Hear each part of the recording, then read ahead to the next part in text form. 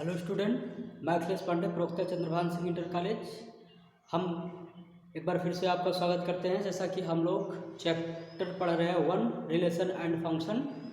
तो relation and function में हम लोग टाइप ऑफ बाइनरी रिलेशन पढ़ रहे हैं और टाइप ऑफ बाइनरी रिलेशन में हम लोग आज पढ़ेंगे ट्रांजिटिव रिलेशन, संक्रामक संबंध। ट्रांजिटिव रिलेशन, संक्रामक संबंध, इसके पहले हम लोग पढ़ चुके हैं और आज हम आगे चल रहे पढ़ेंगे संक्रामक संबंध, जिसको कहते हैं ट्रांजिटिव रिलेशन। तो इसकी भी डिफिनेशन सेम वैसे ही है जैसे अभी तक हम लोग देते आ रहे हैं। किसी समुच्चय पर परिभाषित संबंधार ऐसा हो कि, सब में लिखे हैं, उसके बाद जो जरूरत है वो लिखते हैं। अब देखो, जो जरूरी बातें हैं वो यही हैं कि प्रत्येक, वास्तव में संक्रामक संबंध क्या होगा, तो क्या होगा, किसी समुच्चय पर परिभाषित संबंध आर के लिए ऐसा हो कि प्रत्येक एक्स वाई जेड, यानी कि इसमें हम 3 अवयव लेकर चल रहे हैं। कोई जरूरी नहीं 3 अवयव हो, लेकिन 3 अवयव से हम इसको आसानी से समझ सकते हैं। तो एक्स वाई जेड 3 अवयव हो, है ना, और बिलोंग टू ए हो, बिलोंग टू ए के लिए जो संबंध, बिलोंग टू ए के लिए मतलब समुच्चय के 3 अवयव एक्स वाई जेड ऐसे हो कि, और इस प्रकार हो, और जो संबंध एक्स का वाई के साथ हो, इस प्रकार से हो कि जो संबंध है आर वह एक्स का वाई के साथ हो। समझ रहे हो ना, वही संबंध आर यदि लागू होता है किसके साथ, वाई और जेड के साथ। ध्यान से सुनो, जो संबंध एक्स का वाई से हो वही संबंध वाई का जेड से हो। जरूरी है एक्स का वाई से हो और वाई का जेड से हो। ध्यान से सुन लो, एक्स का वाई से हो और वाई का जेड से हो तो निश्चित रूप से एक्स का जेड के साथ हो। फिर से सुन लो, ये रिलेशन आर जो है एक्स का वाई के साथ हो और यही आर जो है वाई का जेड के साथ हो, तो निश्चित रूप से एक्स का जेड के साथ में भी रिलेशन हो, उसी संबंध द्वारा एक्स जेड से भी जुड़ा हो। जिस संबंध द्वारा एक्स वाई से जुड़ा हुआ है उसी संबंध द्वारा वाई जेड से जुड़ा हुआ है। तो यदि उसी संबंध द्वारा एक्स जेड से जुड़ जाए तो वह संबंध संक्रामक संबंध कहलाता है। तो वह संबंध संक्रामक संबंध कहलाता है। एक बार फिर से रिपीट कर दे रहे हैं कि जो संबंध एक्स का वाई के साथ हो, यानी कि जिस संबंध द्वारा एक्स वाई से जुड़ा हो उसी संबंध द्वारा वाई जेड से जुड़ा हो, तो यदि एक्स उसी संबंध द्वारा जेड से भी जुड़ जाए तो क्या होगा, तो वह संबंध संक्रामक संबंध कहलाएगा। देखते हैं, तो हम लोग जान रहे हैं जो संबंध एक्स वाई के साथ हो वही संबंध वाई का जेड के साथ हो जाए हो, और यदि वही संबंध एक्स का जेड के साथ हो जाए तो संबंध आर संक्रामक संबंध कहलाता है। ठीक है, तो फिर से एक बार कह रहे हैं, जो वो सुन लो, बहुत इंपॉर्टेंट है। अगर एक्स का वाई के साथ संबंध है और वही संबंध वाई का जेड के साथ है तब हम संबंध एक्स और जेड को ढूंढेंगे। अभी काम आएगा जब हम एग्जाम्पल लेंगे। और अगर x का संबंध y के साथ है और y का संबंध z के साथ नहीं है तो हम वहाँ ढूंढेंगे ही नहीं x और z। अभी काम आएगा। तो ये रहा डिफिनेशन। तो हम लोग जान चुके हैं x रिलेटेड टू y, है ना, x जुड़ा हुआ है y से एक संबंध द्वारा और y जुड़ा हुआ है संबंध z से उसी संबंध द्वारा। तो यदि x जुड़ा हुआ है z से उसी संबंध द्वारा for every x Y Z belong to R, नहीं ए, क्या मिस्टेक चल रहा भाई, x Y Z belong to A के लिए, है ना, अगर ये सत्य है तो यह संबंध क्या होगा, संक्रामक संबंध कहलाएगा। कौन सा संबंध, आर, जो हम आर लेकर चले हैं वही संक्रामक संबंध होता है। और ये हम लोग जानते हैं कि ये ऐसे लिखो या ऐसे लिखो, है ना। अब देखते हैं आगे थोड़ा सा और। यहाँ पर हम लिखे हुए कि कुछ संबंध जैसे भाई का सोचो, यही से देखो, x भाई है y का, है ना, x y का भाई है ना, या x का भाई है y का भाई है z, तो निश्चित रूप से x का भाई होगा z, क्योंकि x का भाई है y और y के भाई का भाई है ना z। x का भाई y का भाई z, तो x का भाई z भी होगा कि नहीं होगा, निश्चित रूप से होगा। 3 भाई है x y z, x y का भाई है y z का भाई है, तो x z का भाई नहीं होगा, संक्रामक संबंध है। ऐसे देखो समांतर संबंध है, सोचो ये इसके समांतर है, x ये x है, ये y है, ये z है। x y के समांतर है, y z के समांतर है, तो x z के समांतर होगा कि नहीं होगा?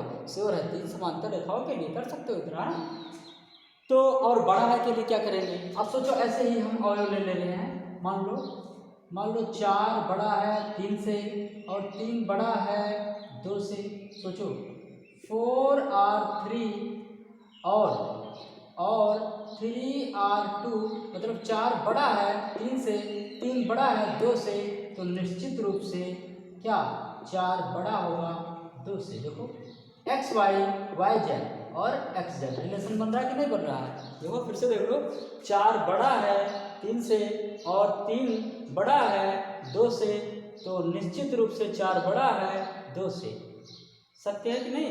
सत्य है। इसका मतलब बड़ा है, संबंध जो है वो क्या है? संक्रमक है। और अगर लेस देन लगा दें, छोटा है की बात करें तो क्या होगा? अब इसके लिए तो लागू नहीं होगा एक्स वाई जेड के लिए, लेकिन अगर हम छोटा है की बात करें तो 1 छोटा है 2 से, 2 छोटा है 3 से। देखो 1 2 3 ले लिए, तो 1r2 और 2r3, तो ये हमें क्या देगा? 1r3। मतलब 1 छोटा है 2 से, 2 छोटा है 3 से, तो निश्चित रूप से 1 छोटा होगा 3 से। तो इस तरह से जो संबंध हमें मिलेंगे वो क्या कहलाएंगे? संक्रमक संबंध कहलाएंगे। ठीक है, और आगे देख लेते हैं। यहाँ पर जो है, अभी तो बड़ा छोटे के लिए ऐसे दिखाना पड़ेगा, ऐसे समझना पड़ेगा हमें। उसके बाद जो है छोटा के लिए होगा। अब बराबर के लिए हम लोग जानते हैं। अब बराबर के लिए क्या होगा? अगर x बराबर है y के, सोचो, और y बराबर है z के, ये इसके बराबर है और ये इसके बराबर है, तो x z के बराबर होगा। ऐसे समझो x y के बराबर है, y z के बराबर है, तो देखो y का वैल्यू क्या है? z है, तो यहाँ क्या रख सकते हैं? x नहीं रख सकते, तो x बराबर z, ये 1 ये 2, तो समीकरण 1 और 2 से, समीकरण 1 से y का मान 2 में रखने पर x बराबर z हो जाएगा कि नहीं हो जाएगा? देखो, तो बराबर का भी संबंध क्या है? संक्रमक संबंध है। ऐसे ही सबसेट मतलब उप समुच्चय है ना? सबसेट, ये होता है सबसेट, ये होता है प्रॉपर सबसेट, है ना? और ये होता है less than or equal than. जैसे लेस देन इक्वल देन देखो, ऐसे less than or equal than mix रूप से संक्रमक होता है। Greater than or equal than भी क्या होता है? संक्रमक होता है। ठीक है, ये सिर्फ समझने के लिए है। ऐसे सोच लो, x छोटा है या बराबर है y से, है ना, और y छोटा है या बराबर है z के, तो निश्चित रूप से x छोटा होगा या बराबर होगा z के। अगर छोटा है तो छोटे के लिए लागू होगा, बराबर है तो बराबर के लिए लागू होगा, दोनों है तो दोनों के लिए एक साथ लागू कर लेंगे। तो फिर अब रही बात सबसेट की।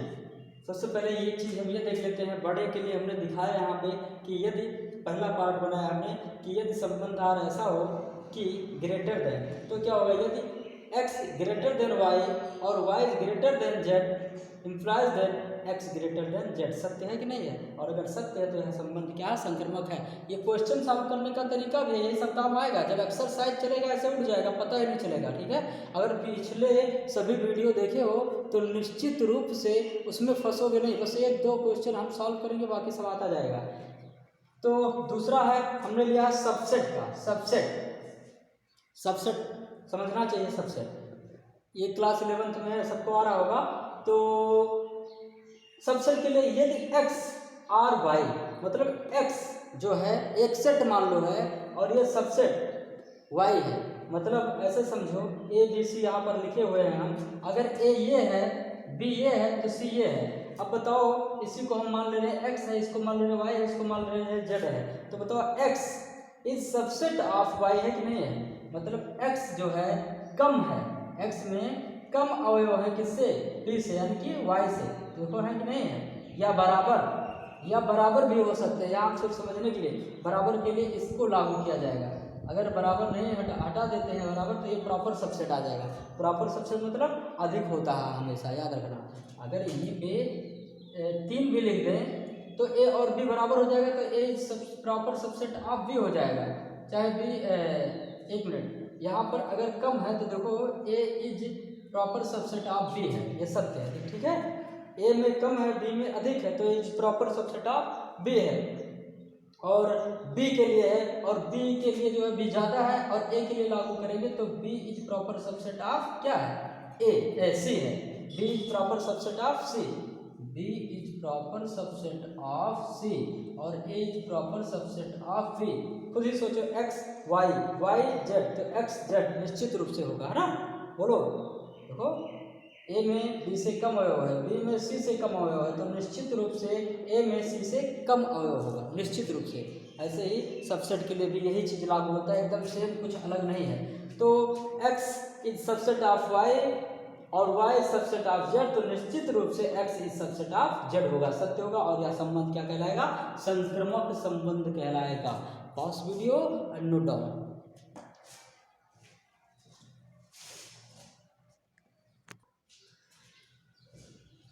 तो आइए एग्जाम्पल लेकर चेक करते हैं। जैसे हम लोग एग्जाम्पल लिए थे a इक्वल्स टू 1 2 3, वैसे ही चेक करते देख लेते हैं, बहुत आसान है। तो समुच्चय a equal to 1 2 3, a cross a मिलेगा, ये जो रिलेशन होता है ना, ये क्या होता है? R is subset of a cross a, है ना। ये तो होता है रिलेशन R, इसी का उपसमुच्चय तो होता है ना। तो इसको भी लिख दे रहे हैं, अब की बार लिख रहे हैं, बहुत दिन से पढ़ते हुए आ रहे हैं, इसका मतलब हम लोग जानते हैं, नहीं भी लिखेंगे तो भी कोई दिक्कत नहीं है। तो यदि R, यदि क्या हो R 1 1 2 2 3 3 4 4, अब बताओ क्या ये ट्रांजिटिव है? तो ये चेक करते हैं, ध्यान से हमारी बात सुनो।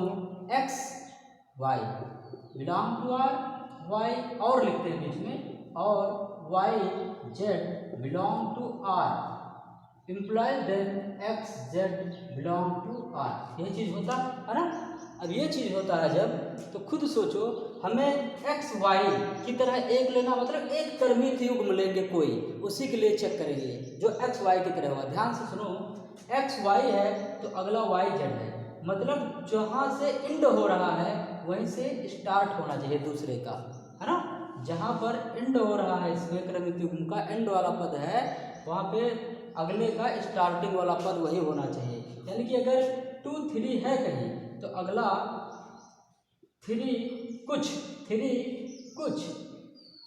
है ना, बिलोंग टू R होना चाहिए, समझ गए। यानी कि यहाँ 3 है तो यहाँ 3 अनिवार्य है, यही ढूंढना है हमें। अगर नहीं मिलता है, जैसे मान लो किसी में होगा, अभी बताएंगे, जैसे मान लो कहीं आ गया 2 3 और 3 से कुछ स्टार्ट ही नहीं है, 3 से कुछ स्टार्ट ही नहीं है। एक बार ये देखो ध्यान से, 2 3 हो तो क्या होना चाहिए? 3 कुछ होना चाहिए। और ये इम्प्लाइज देन क्या करेगा? 2 कुछ। ध्यान से सुन लो जो कह रहे हैं, belong to R, 3 2 implies then R, 3 कुछ भी हो बिलोंग टू R होना चाहिए। और यदि ये और ये इससे जुड़ जाए इसी रिलेशन द्वारा, तो देखो 2 कॉमा कुछ हो जाएगा कि नहीं हो जाएगा? अगर 2 कॉमा कुछ नहीं मिला तो वह ट्रांजिटिव नहीं है। ये मिला, ये नहीं मिला तो ट्रांजिटिव नहीं है।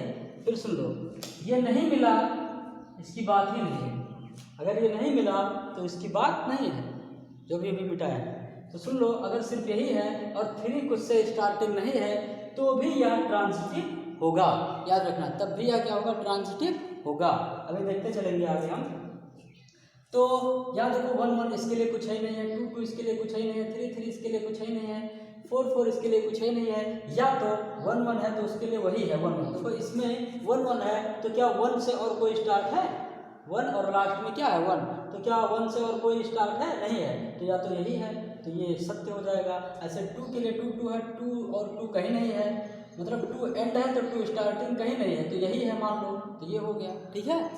तो और भी ऐसे ही 3 3 4 4 सब के लिए ये हम लिख दे हैं, देख लो सत्य होगा। या तो ऐसे सत्य होगा और या तो ऐसे समझो कि ये मिल गया और इसका अगला यानी कि एक्स वाई मिल गया तो वाई जेड नहीं मिल रहा, अगर नहीं मिल रहा तो भी ट्रांजिटिव होगा, ये भी समझ लो, ठीक है। तो ये ऐसे हो जाएगा।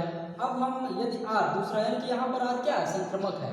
एक बात और, ये बताओ ये क्या क्या है जो हम पढ़ते हुए आए हैं? आइडेंटिटी है ना, रिफ्लेक्सिव है ना, सिमेट्रिक है, सिमेट्रिक तो है। उसके बाद जो है ट्रांजिटिव है, अभी भी पढ़े हैं, ट्रांजिटिव है ना, संक्रमक है, ठीक। अब यदि r इक्वल टू 1 1 2 2 3 3 1 2 2 1 है तो देखो कैसे कैसे होगा।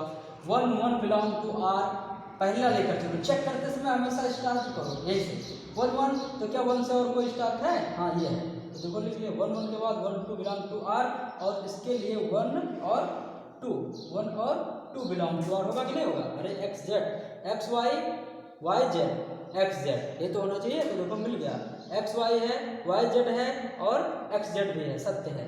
फिर यहाँ 2 2 है, यानी कि एक्स वाई है और 2 से कोई स्टार्ट है? 2 से कोई स्टार्ट है कि नहीं है? 2 1 2 2 और 2 1 मिल गया इसके लिए, तो इसके लिए जब हमें 2 1 मिल गया तो 2 2 2 1 और 1 का क्या 2 1, तो सत्य है, दोनों है। 3 3 के लिए कुछ है? 3 3 है, 3 से कोई स्टार्ट नहीं है, इसका मतलब ये ट्रांजिटिव नहीं है क्योंकि 3 3 बिलोंग टू आर लिख सकते हैं। और नहीं तो अगर x y है, फिर से कहते हैं x y है ना, x y है और y z नहीं है, यानी कि x r y है, देखो ये x r y है और y r z नहीं मिल रहा, तब भी वह संक्रमक है। लेकिन अगर एक्स आर वाई मिल गया, वाई आर जेड मिल गया, और यदि एक्स आर जेड नहीं मिला तो समझ लो वह संक्रमक नहीं है। समझ लेना, इसको फिर से देख लेना वीडियो, जो कह रहे थे सुन लेना। ये हो गया, उसके बाद अब बचा यहाँ से ये हो गया, ये हो गया, ये हो गया, और 1 2 देखते हैं 1 2, तो 1 2 है तो क्या 2 से कोई स्टार्ट है? हाँ ये भी है और ये भी है, तो देखो दोनों चेक करेंगे। 1 2 बिलोंग टू आर, तो 2 1 बिलोंग टू आर, और ये क्या गिव करेगा? 1 1 बिलोंग टू आर, ठीक है। फिर 2 1 बिलोंग टू आर, फिर 1 2 भी है, 2 1 है, फिर 2 1 के बाद क्या है? 1 2 है, ये 1 2 है बिलोंग टू आर, तो यहाँ से क्या मिलेगा हमें? 2 2 बिलोंग टू आर। और हम यहाँ पे 2 1 फिर से चेक करें, 2 1 के लिए और भी है, देखो 2 1 के लिए देखो 2 1 2 और 1 से 1 पर एंड है ना, तो 1 से और कोई स्टार्ट है? ये भी है और ये भी है, यानी कि 2 2 बनेगा, तो देखो 2 1 के लिए दोनों बना दिए। कुछ लोग कह रहे होंगे नहीं यहाँ पे 1 2 के लिए भी तो है, 1 2 के लिए ये भी है और ये भी है, तो हम नहीं लिखे हैं, तो लिख सकते हैं। अगर लिखना चाहो तो 1 2 बिलोंग टू आर, और हमें क्या मिलेगा? 2 2 बिलोंग टू आर, और हमें यहाँ से क्या मिलेगा? 1 2 बिलोंग टू आर, तो सत्य तो है, तभी यह संक्रमक है कि नहीं है? बिल्कुल है, ठीक है। तो इस तरह से चेक करते हैं, पॉज करके नोट कर लीजिएगा। और एक चीज़ है, क्या ये आइडेंटिटी है? आइडेंटिटी है? नहीं है। 1 1 है, 2 2 है, 3 3 है, फिर भी ये आइडेंटिटी नहीं है। क्यों? क्योंकि ये एक्स्ट्रा नहीं होना चाहिए आइडेंटिटी में, तो आइडेंटिटी रिलेशन नहीं है। अगर हम चेक करते हैं तो आइडेंटिटी रिलेशन नहीं है ना। फिर रिफ्लेक्सिव चेक करते हैं, रिफ्लेक्सिव 1 1 2 2 3 3 है, तीनों है, और भी है, यह रिफ्लेक्सिव होता है, जान लो कि रिफ्लेक्सिव होता है, और एक्स्ट्रा हो तो भी रिफ्लेक्सिव होता है, लेकिन किसके बिलोंग टू है? 1 2 3 बिलोंग टू ए, सत्य है, तो ये रिफ्लेक्सिव हो गया। उसके बाद जो है ये सही है, आइडेंटिटी नहीं है, रिफ्लेक्सिव है। उसके बाद जो है साइमेट्रिक है कि नहीं? 1 1 2 2 3 3 है, 1 2 का उल्टा 2 1 है, तो साइमेट्रिक है और ट्रांजिटिव है, ठीक है। ये चेक करना था इसमें। और भी अगर होगा एग्जाम्पल तो और बता दे रहे हैं, एक दो पॉज वीडियो और नोट डाउन।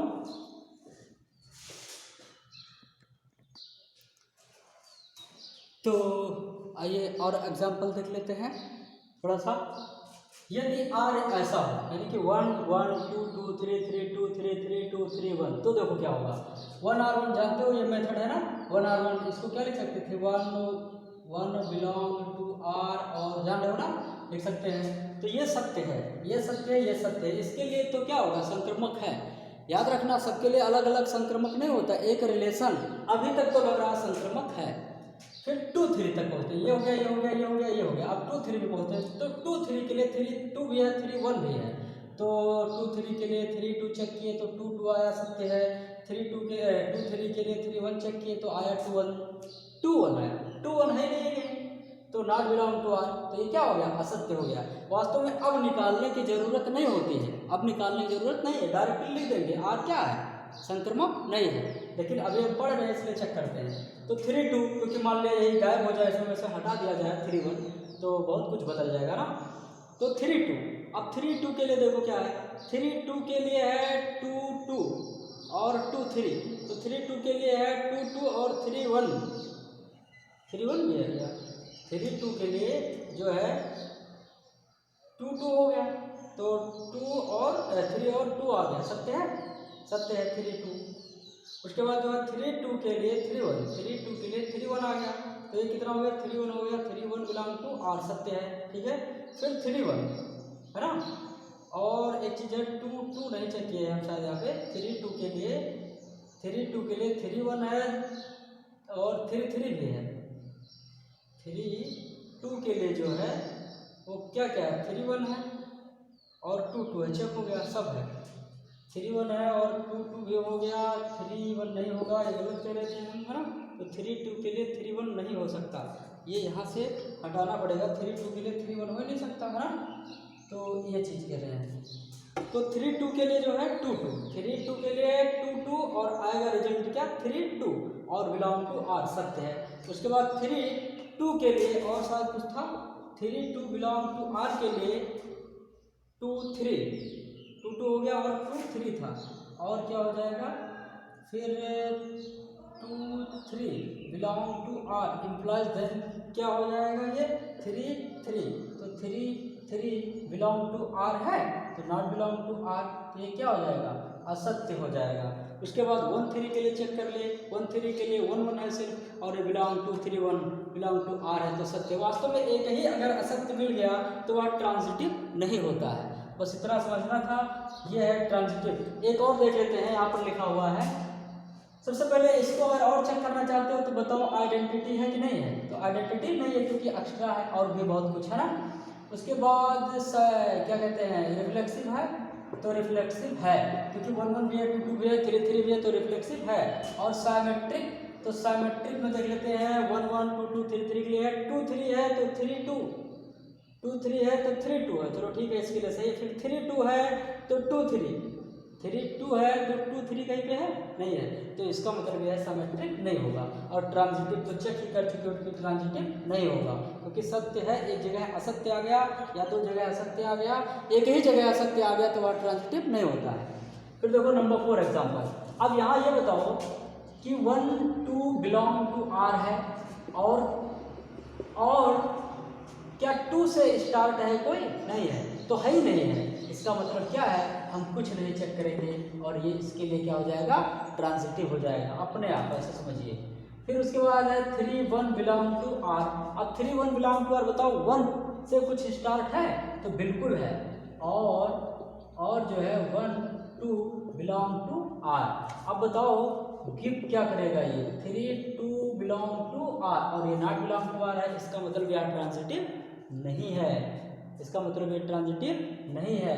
लेकिन सोच लो अगर यहाँ 2 होता, अगर यहाँ 2 होता तो यहाँ 3 2 होता, 3 2 होता।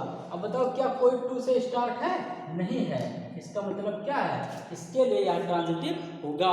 और फिर से देख लो 1 2 3 1 ट्रांजिटिव नहीं होगा क्योंकि 1 2 बिलोंग टू आर है और के लिए कुछ है ही नहीं है, तो इसके लिए तो सत्य है। लेकिन 3 1 बिलोंग टू आर के लिए हमें और मिल रहा है, और क्या है 1 2 बिलोंग टू आर, क्योंकि जानते हो कि एक्स वाई है ना बिलोंग टू आर हो गया, X Y belong to R हो गया, और अगर Y Z belong to R नहीं मिल रहा, मतलब जहाँ से एंड हुआ वहीं से कुछ स्टार्ट नहीं हो रहा है, तो वह ट्रांजिटिव में आ जाएगा।